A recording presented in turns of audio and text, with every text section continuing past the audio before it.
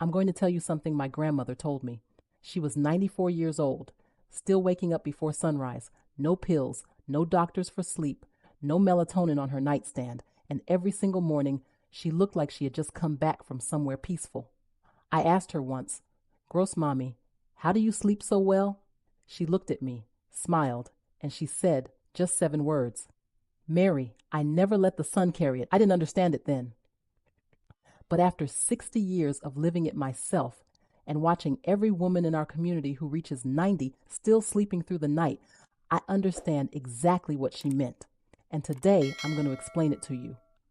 All of it. But before I do, I need to tell you what modern sleep science just discovered.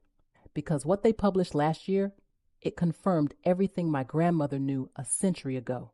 Stay with me, because by the end of this, you will never look at bedtime the same way again. Let me ask you something honest. When was the last time you slept through the entire night? Not woke up at 2 a.m. staring at the ceiling, not drifted in and out for 6 hours and woke up more tired than when you lay down. I mean, truly, deeply slept. If you're struggling to remember, you are not alone.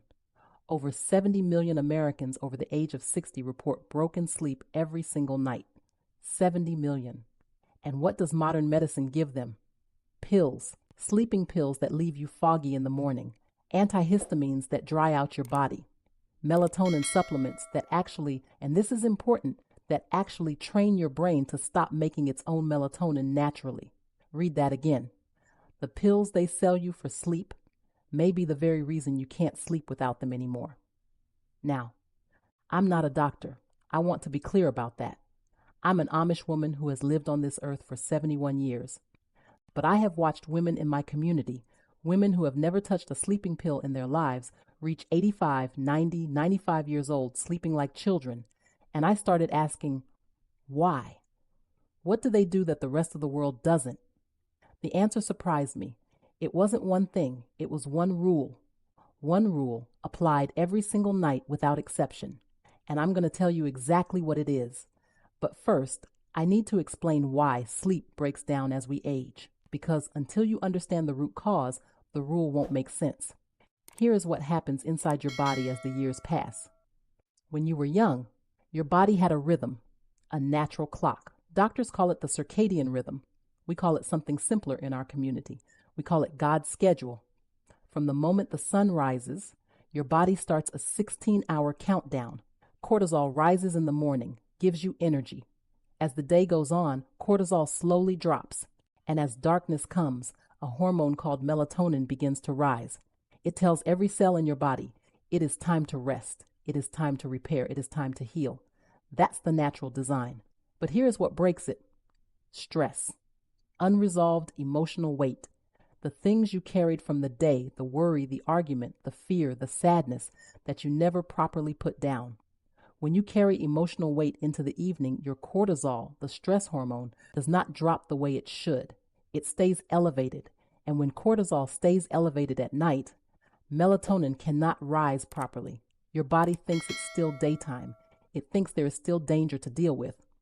And it will not let you go into deep sleep, because deep sleep is vulnerable, and your nervous system will not make you vulnerable while it believes you are still under threat. This is the science. A 2022 study from the University of California confirmed it. Elevated evening cortisol is the single largest predictor of sleep disruption in adults over 60. Not caffeine, not screens. Unresolved emotional stress. My grandmother knew this. She didn't use the word cortisol, but she knew that you cannot carry the day into the night. I never let the sun carry it. That was her way of saying, before the sun goes down, I put it all down. Now let me show you exactly how. The rule is this. Every woman in our community who reaches old age with her sleep still intact follows what I call the sunset release. It is not a supplement. It is not a device. It is a practice, a deliberate, intentional act performed every single evening before the sun fully sets that signals to your nervous system, the day is over. You are safe. You may rest. It has 3 steps, and each step targets a different layer of the stress your body is holding. Step 1 is physical. Step 2 is mental. Step 3 is what I call the handover. Together, they take less than 20 minutes, and when practiced consistently, Most women in my community report deeper sleep within the first 2 weeks. Not 10 years of practice. 2 weeks. I'm going to walk you through each step in detail, but I also want to tell you the stories because rules are forgotten. But stories stay with you. So let me tell you about Anna. Anna lived 3 farms from ours. She was 88 years old when I sat with her last autumn. Her hands still steady, her eyes still clear. I asked her what she remembered about her sleep. She laughed and said, "Mary, I don't remember bad sleep. I don't have bad sleep to remember." I asked her about her evenings. She told me that every day, without exception, at least 1 hour before she intended to sleep, she stopped all work. Not slowed down, stopped. She would sit on her porch, and she would do what she called the accounting, not financial accounting, emotional accounting. She would go through her day in her mind, every moment that produced tension, worry, frustration, or unfinished feeling, and she would name it, out loud, quietly. The bread didn't rise right today. I released that. I said something sharp to my daughter. I'll make it right tomorrow. I released that. I'm worried about the harvest. I've done what I can. I released that. One by one, named and released. She said her grandmother taught her this, and her grandmother's grandmother taught it to her. Generations of women, none of them knowing about cortisol or neuroscience, all doing the same thing because they knew. You cannot sleep in the presence of unfinished business. You have to close the day before you close your eyes.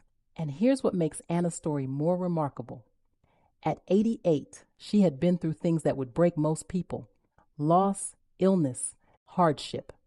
She was not sleeping well because her life was easy. She was sleeping well because she had a practice for the hard parts. That's the difference. And that's what I want to give you today. Let's go through the 3 steps in full detail. Step 1 of the sunset release is physical, because stress lives in the body, not just the mind. When you experience a stressful moment during the day, your body responds. Your shoulders tighten, your jaw clenches, your stomach contracts. And even after the moment passes, the body holds the tension. It doesn't automatically release it. You have to tell it to. Here is what we do in our community.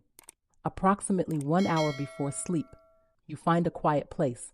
You sit comfortably, a chair, a porch step, anywhere. You close your eyes and you begin at the top of your head. You breathe in slowly, 4 counts, and as you breathe out, you consciously release your forehead. Let it go soft. Breathe in again. Breathe out. Release your jaw. Let your teeth part slightly. Breathe in. Breathe out. Release your shoulders. Let them drop an inch. You continue this down through your chest, your stomach, your hands, your legs. It takes approximately 5 minutes. 5 minutes. And I want you to understand what is happening physiologically when you do this. When you deliberately relax muscle tension, particularly in the face and the shoulders, you activate something called the parasympathetic nervous system. This is the opposite of your fight or flight response. This is your rest and digest system. When it activates, cortisol begins to drop, heart rate slows, blood pressure decreases, and your body begins to receive the signal that danger has passed, that the day is ending, that it is safe to begin preparing for sleep. This single 5-minute practice, done consistently, has been shown in multiple studies to improve sleep onset time by as much as 37%. My grandmother didn't need a study to tell her this, but I thought you might like to know that science agrees with her. Step 2 is the one that most people miss, and it is, in my experience, the most important: the mental release. After the physical tension is gone from your body, your mind still holds the day, the to-do list that isn't finished, the conversation that didn't go right, the worry about tomorrow, the regret about last week. The mind does not stop on its own. You have to give it somewhere to put things. Here is the practice. You take a small notebook, we use a simple journal, and you write 3 things. Just 3. First, what you will not solve tonight. This is not giving up. This is wisdom. You write down every worry, every unfinished task, every concern that your mind is carrying, and you write next to each one, tomorrow. You are not abandoning them. You are giving them a container. You are telling your brain, I have not forgotten you. You will be addressed, but not now. Now is for rest. Research from Baylor University found that people who wrote a to-do list for the next day before sleep fell asleep significantly faster than those who did not, because the brain is not worried about forgetting. It has been heard. Second, one thing from the day that you are grateful for. Not a list of 20. One. Specific, real, true. Gratitude, when genuine, interrupts the brain's threat detection loop. It is neurologically incompatible with anxiety. You cannot be in a state of true thankfulness and a state of fear at the same time. One true thing. Third, one word for how you want to feel tomorrow morning. Just one word. Peaceful, rested, ready, strong. You write it and then you close the notebook. The day is now on paper. It is not in your head anymore. Your brain can let go. The third step is the one that is hardest to explain to someone outside our community. But I'll try. We call it the handover. After the physical release, after the mental release, there is still a residue, a kind of remaining weight, the things too big to solve, the grief that doesn't fit in a notebook, the fear for someone you love, the ache of things that cannot be fixed. For these things, we do not try to release them ourselves. We hand them over. In our tradition, this is prayer. But I've spoken with women outside our faith who do something similar. Meditation, a moment of surrender, a quiet acknowledgement that some things are larger than us and must be trusted to something larger than us. The practice is simple. You sit quietly. You name the things too heavy to carry into sleep, and you say, in whatever words feel true to you, I cannot carry this tonight. I release it. I trust it to your hands. And then you breathe, and you let it go. This is not weakness. This is the most sophisticated emotional regulation technique that exists. Because the deepest layer of sleep disruption is not stress we can solve. It is stress we are trying to control. That was never ours to control. The handover is the act of releasing control. And the moment you release control, your nervous system finally, fully, completely receives the signal. The day is done. The weight has been set down. It is safe to sleep. And sleep comes. Now, beyond the 3 steps, I want to share a few other things I have observed in our community's oldest women, because the sunset release works on its own, but these habits make it even more powerful. They eat their last meal early. The oldest women I know rarely eat after 6 p.m., not because of a diet rule, but because they learned intuitively that a digesting body is a working body, and a working body does not rest well. They do not argue in the evening. Any conflict that arises after dinner is acknowledged and set aside until morning. We will speak of this tomorrow with clear minds. This is a household rule, not a suggestion. They keep their sleeping space cold and dark. No exceptions. The bedroom is for sleep, not for conversation, not for worry, not for screens. The moment you enter that room, your body should know what is coming, and they wake at the same time every morning, regardless of when they slept.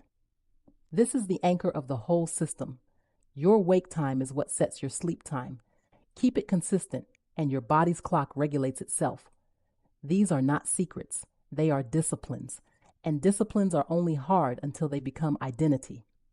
I want to pause here and say something clearly. Modern science is finally catching up to what Amish women have practiced for generations. A 2023 paper in the journal Nature Human Behavior identified what researchers called emotional uncoupling before sleep as the most significant behavioral predictor of sleep quality in older adults.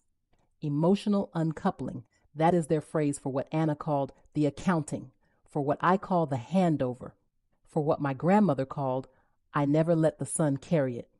They are all describing the same thing, the deliberate, intentional act of separating yourself from the emotional weight of the day before sleep. The researchers found it was more predictive of sleep quality than exercise, diet, light exposure, or any supplement. More predictive. 100 years of Amish practice, and now a peer-reviewed journal agrees. I am not surprised, but I am glad, because maybe now more people will try it. Let me make this simple for you. Tonight, you don't have to do all 3 steps perfectly. You don't need a journal yet. You don't need to know the right words for the handover. Tonight, do just one thing. 1 hour before you intend to sleep, stop. Whatever you are doing, stop. Sit somewhere quiet. Close your eyes. Breathe in for 4 counts. Breathe out and let your shoulders drop. Do this 5 times, just 5 breaths. And as you breathe, say quietly to yourself, the day is done. I have done what I can. The rest will wait. That is the beginning. That is the seed. If you plant it tonight, and every night after, something will change. Maybe not immediately, maybe not the first week, but it will change. Because you will be doing what every woman in my community who reaches 90 with clear eyes and peaceful mornings has done their entire lives. You will be learning to set the day down before the day sets you down. My grandmother lived to 97. She never once complained about her sleep. On her last night, she went to bed the same way she always did, sat on the porch, watched the sun go down, named what she was carrying, set it down, and went inside. She woke up the next morning before sunrise, same as always, made her tea, watched the light come in, and she said to my mother, "I slept so well." She died 3 days later, peacefully in her own bed at 97 years old. I tell you this not to make you sad.